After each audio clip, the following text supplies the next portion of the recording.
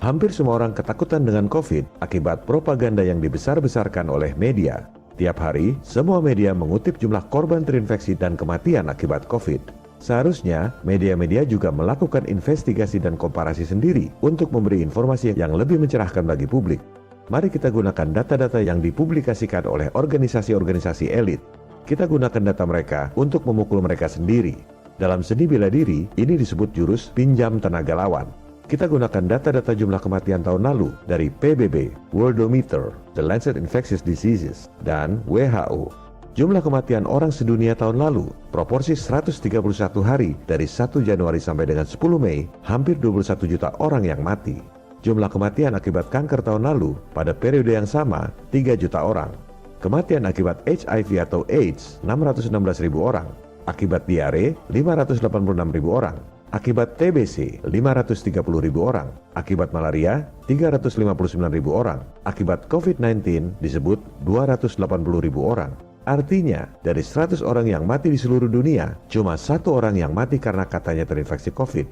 Itu pun hasil tesnya 80% meleset. Bukan karena PCR-nya, tapi karena nggak ada acuan ilmiah yang disebut gold standard.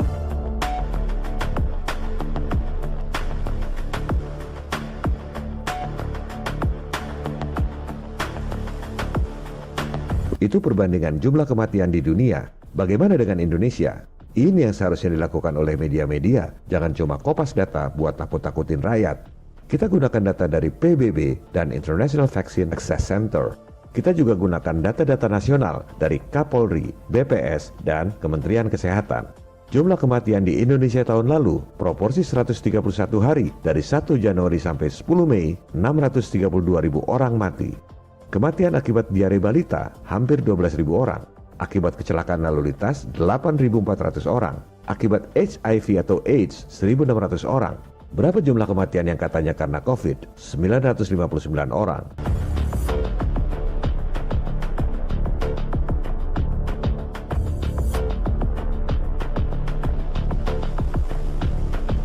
Bukan kita mengecilkan para korban, bukan kita tak berempati. Tapi, kita harus lihat dalam konteks secara keseluruhan.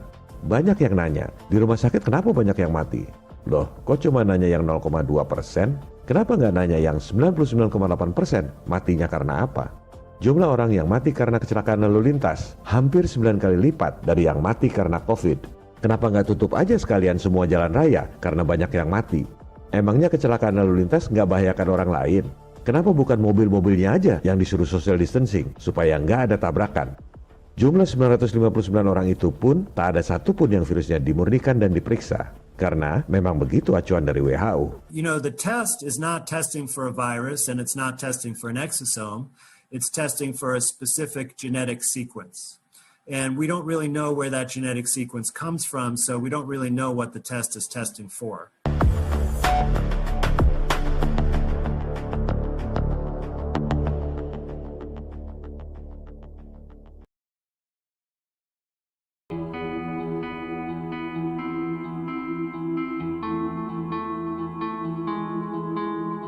Berikut adalah kesimpulan yang akan saya tulis di layar agar bisa di-capture dan sebar lewat medsos. Sebab, menurut saya, ini adalah temuan yang luar biasa dari Dr. Kaufman. Kita bisa selesai dari masalah COVID saat ini juga kalau kita mau mencoba untuk memahaminya. Prosedur standar yang dilakukan oleh saintis peneliti virus di seluruh dunia adalah sesuai dengan acuan yang diberikan. Ibaratnya, sesuai pelajaran sekolah, textbook. Prosedurnya, ambil sampel dari cairan paru-paru, ambil DNA-nya, teliti urutan genetiknya. Argumentasinya, dari inang atau rumah yang rusak itu pasti ada pencurinya. Jadi, yang diambil itu pasti DNA dan RNA virusnya. Lantas, dibandingkan dengan urutan genetik virus lain yang sudah dikenal. Penentuan spesies COVID adalah seperti itu, langsung dibandingkan dengan urutan genetik SARS. Karena 75% urutan genetiknya sama, maka disimpulkanlah bahwa itu adalah keluarga virus corona. Padahal, menurut sains mereka sendiri, DNA manusia itu 80% sama dengan ikan zebra.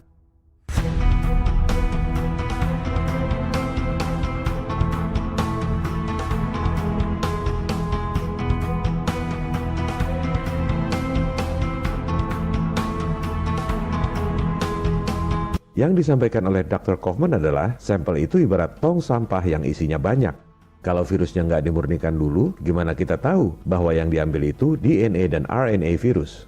Yang diambil justru DNA eksosom, karena baik ukuran, berat, dan bentuknya sangat mirip dengan virus. Dampak dari penelitian tanpa dimurnikan dulu virusnya adalah, virusnya malah jadi tidak teridentifikasi, acuan tes pasti meleset, jumlah korban seolah menjadi banyak, dan vaksin juga salah sasaran. Mau matikan virus, yang dimatikan malah eksosomnya yang sedang membantu mematikan racun. Ini sebenarnya bukan cuma acuan buat COVID, tapi sudah dilakukan sejak tahun 2003. Bahkan, penelitian virus SARS dan MERS juga prosedurnya seperti itu. Coba Anda cek, SARS dan MERS sampai sekarang nggak ada vaksinnya. Cuman nggak dipublikasikan aja. Yang dipublikasikan sehingga terkesan mengerikan adalah HIV. Nggak ada vaksinnya, karena virusnya katanya bermutasi terus. Ada virus yang seperti X-Men terus bermutasi. Tentu sangat mengerikan. Sebenarnya, tahun 2003 itu ada peneliti HIV yang sangat kredibel di Johns Hopkins University bernama Profesor James Hildreth. Dialah yang pertama kali mengungkap bahwa yang dikira virus HIV itu sebenarnya eksosom. Makanya selalu berubah dan gak bisa dikasih vaksin. Karena eksosom itu memang selalu berubah sesuai kadar racun yang ada di dalam tubuh. Ini juga bisa terjadi pada COVID.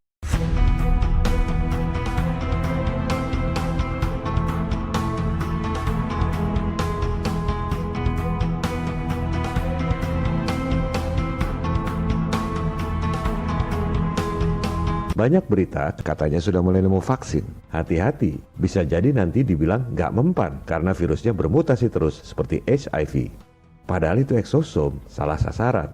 Ini semua karena acuannya, ibaratnya karena pelajaran sekolahnya memang mengajarkan begitu.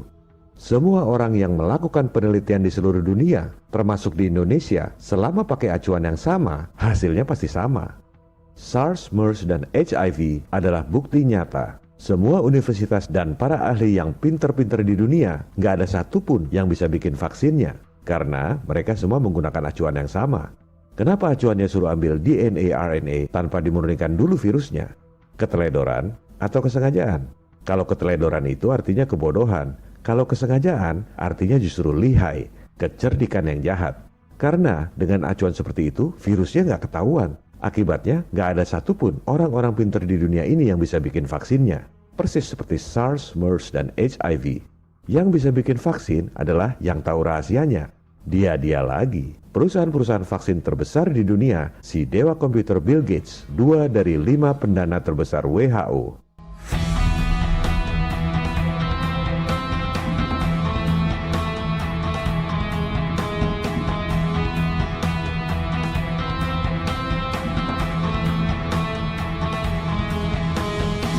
Semua orang yang ngerti software pasti tahu bahwa di dunia komputer itu yang bikin virus adalah perusahaan antivirus. Virus komputer kan bukan makhluk hidup, tapi selalu ada virus baru, supaya yang sudah beli antivirus pun harus selalu beli update yang terbaru. Soal kesalahan acuan prosedur ini sebenarnya banyak yang tahu di Amerika, tapi siapa yang berani ngomong? Jadi kuncinya bukan pendapat dokter, tapi dokter mana yang berani melawan WHO. Interview Dr. Kaufman ini panjang, sekitar 2 jam. Masih bisa Anda saksikan di londonreal.tv. Materinya menjadi sangat bermutu karena hostnya juga orang pinter. Brian Rose, mantan jagoan Wall Street, alumni MIT, sama-sama Dr. Kaufman. Jadi, interviewnya sangat fruitful. Mereka juga bahas bagaimana Dr. Kaufman diperingati oleh rekan-rekannya sesama dokter. Para dokter itu tahu sama tahu tentang kesalahan prosedur penelitian virus, tapi nggak ada yang berani ngomong. Dr. Kaufman cerita, para dokter itu kan punya keluarga, punya anak, punya kredit bank yang harus dilunasi. Mereka sebenarnya tahu sama tahu, tapi terganggu dengan Dr. Kaufman yang terlalu vokal, outspoken istilahnya. Dr. Kaufman ini bukan cerita masalah yang bikin orang takut. Sebaliknya, dia justru kasih solusi. Ini solusinya. Sebenarnya itu nggak berlawanan dengan acuan WHO, malah nambah prosedur, murnikan dulu virusnya. Kalau ini dilakukan, mungkin bukan cuma COVID yang ketemu vaksinnya. Bisa jadi virus-virus lama yang nggak ada vaksinnya itu, SARS, MERS, dan HIV, jadi ketemu vaksinnya.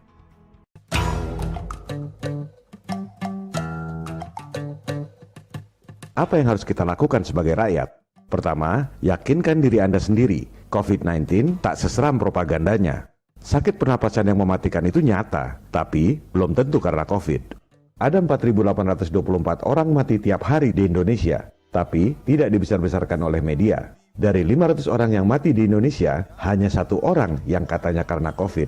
Itu pun berdasarkan alat tes yang kambing dan pepaya pun terinfeksi COVID. Dasar ilmiah keberadaan COVID adalah 75% urutan genetiknya sama dengan SARS. Padahal ikan zebra DNA-nya 80% sama dengan manusia. Kita digiring oleh propaganda ketakutan, lockdown, jebakan Nekolim. Hong Kong tidak lockdown, jumlah kematian cuma 4 orang, cukup social distancing. Solusi konkret untuk menurunkan jumlah korban COVID adalah alat tes yang akurat. Caranya, murnikan dulu virusnya, baru kemudian dipetakan.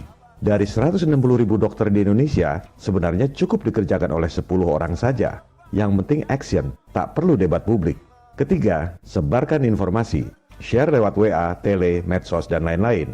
Keempat, aksi people power. Tunjukkan kepada penguasa elit, termasuk penguasa YouTube yang jumlahnya sedikit itu, tak akan bisa melawan kita, rakyat yang jumlahnya banyak. Download video ini sekarang, re-upload di channel Anda atau channel lain sebelum di take down. Jadi, kalau video ini di take down, masih ada ribuan channel lainnya. Kalau saya mati, masih ada jutaan people power lainnya. This is John Connor. If you're listening to this, you are the resistance. Stay safe. Salam people power.